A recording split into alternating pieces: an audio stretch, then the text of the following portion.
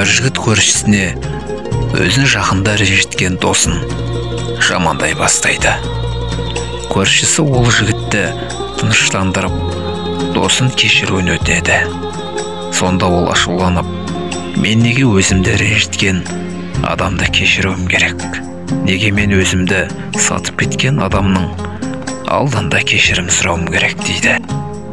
Тыңдап тұрған көршісі оған бір аңызды баяндап береді.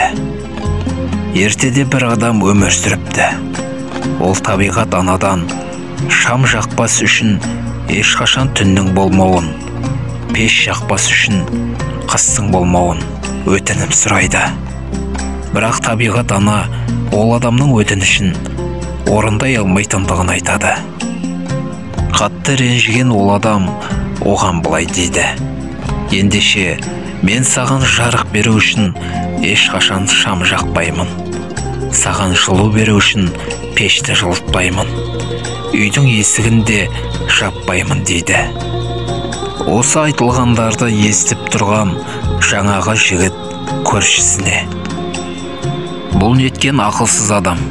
Бұл өзінің жаққан шамымен табиғатқа жарық беремін, өзінің жаққан отымен табиғатты жылытамын деп ойлайды екен ғой, дейді.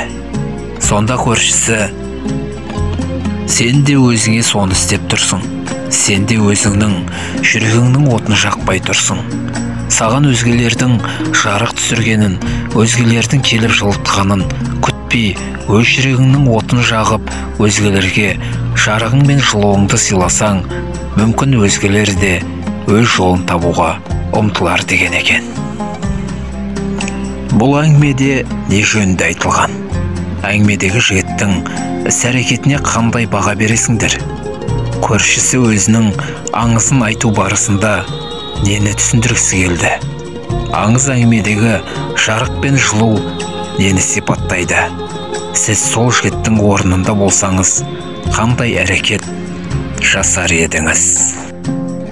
Бірінші болып қадам жасау үшін адамның бойында қандай ізгі қасиеттер болуы қажет?